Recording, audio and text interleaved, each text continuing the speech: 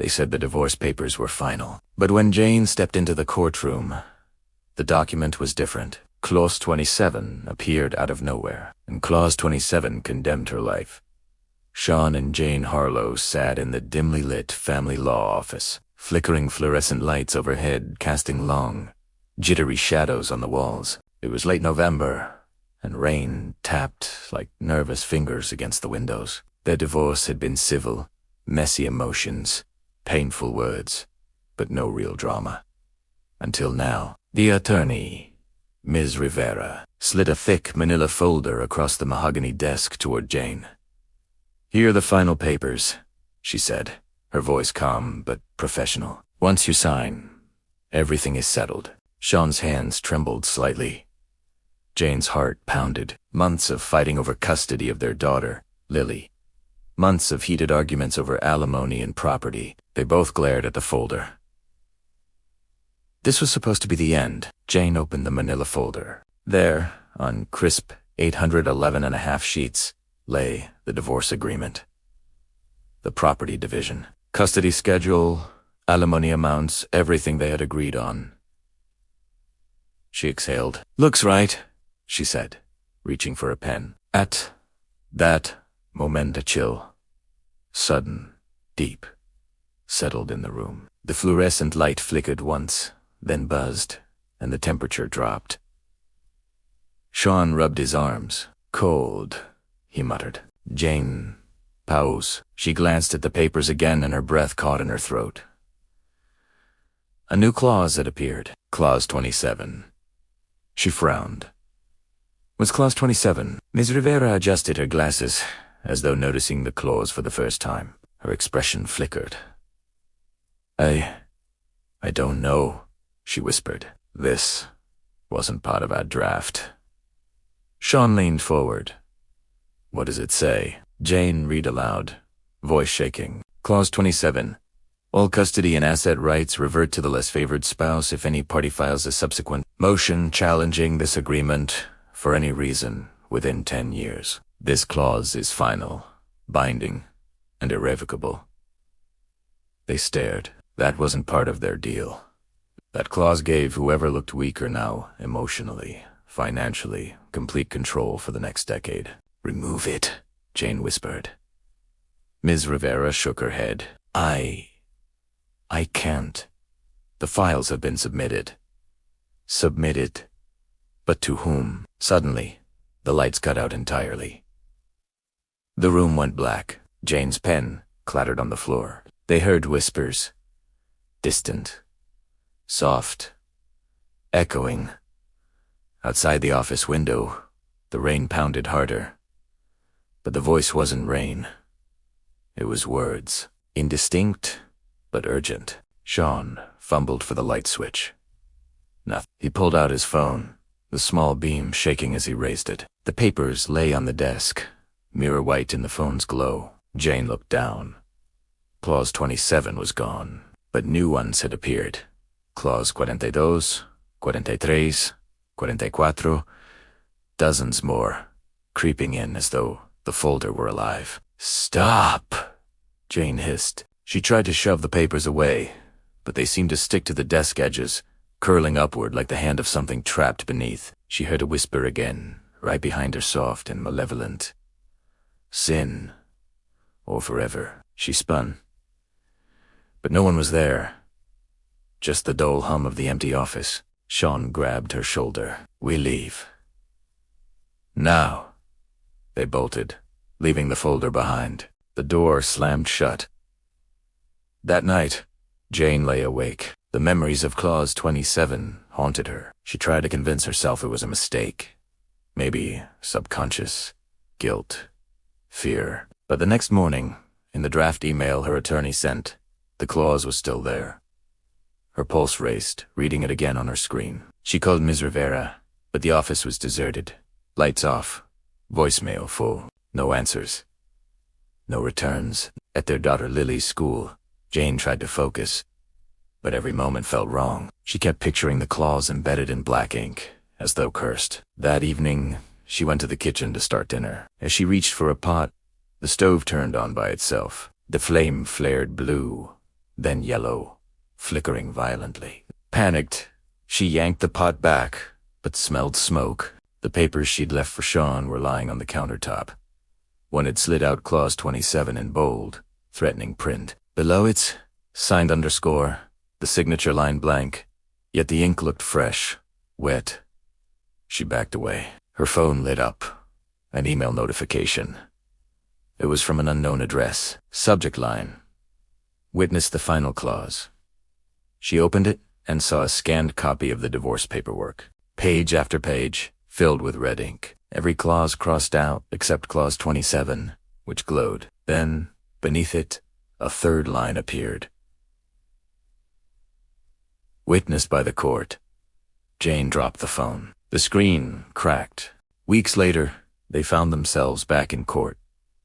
To rectify the mistake, they expected confusion, bureaucracy, not horror. When Jane handed the folder to the court clerk, a loud snap echoed.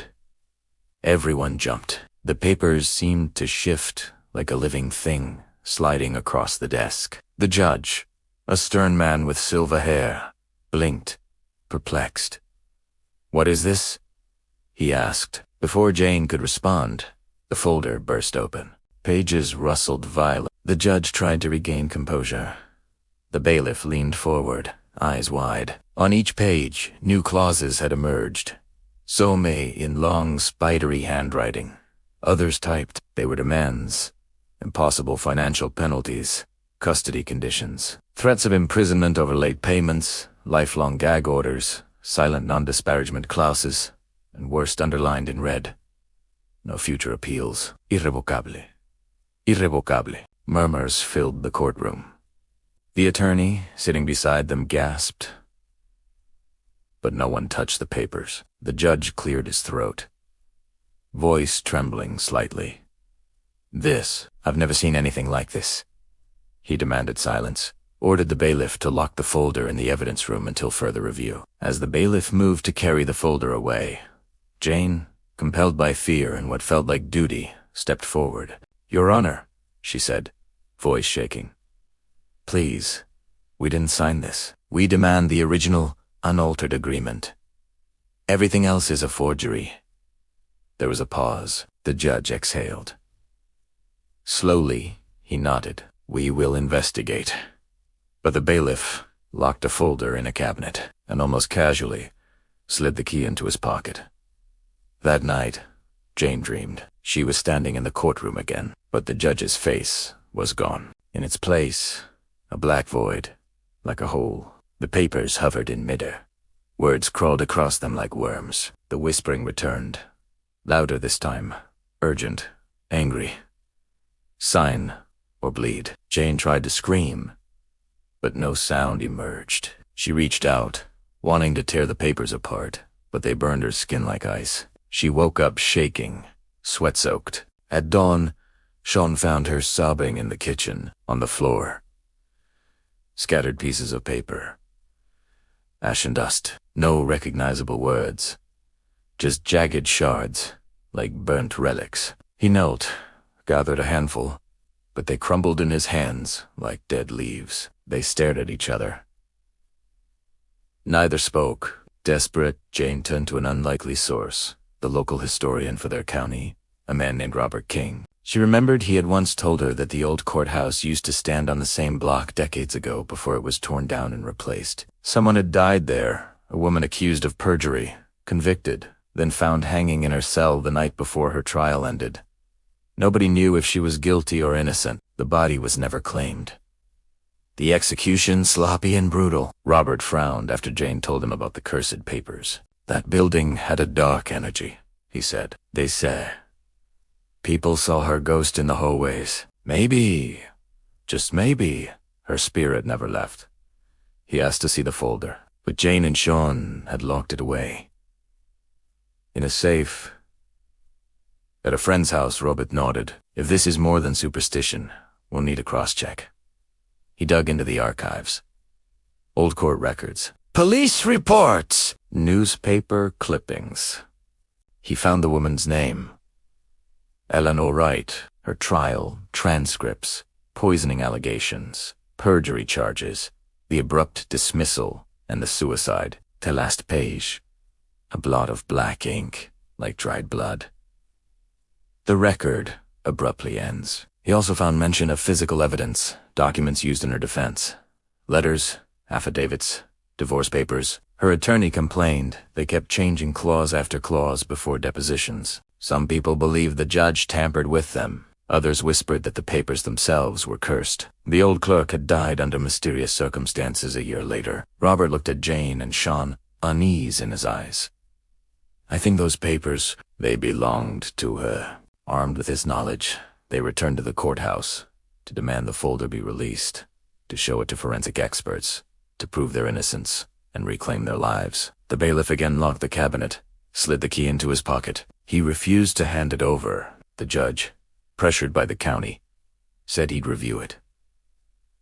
The bailiff insisted not until after hours. Jane refused. She opened her bag, took out a blade, a small pocket knife. The courtroom gasped. The bailiff drew his taser. The judge slammed his gavel. Before anyone could react, the door to the evidence room burst open. The folder floating, pages fanned out. Words swirled like smoke.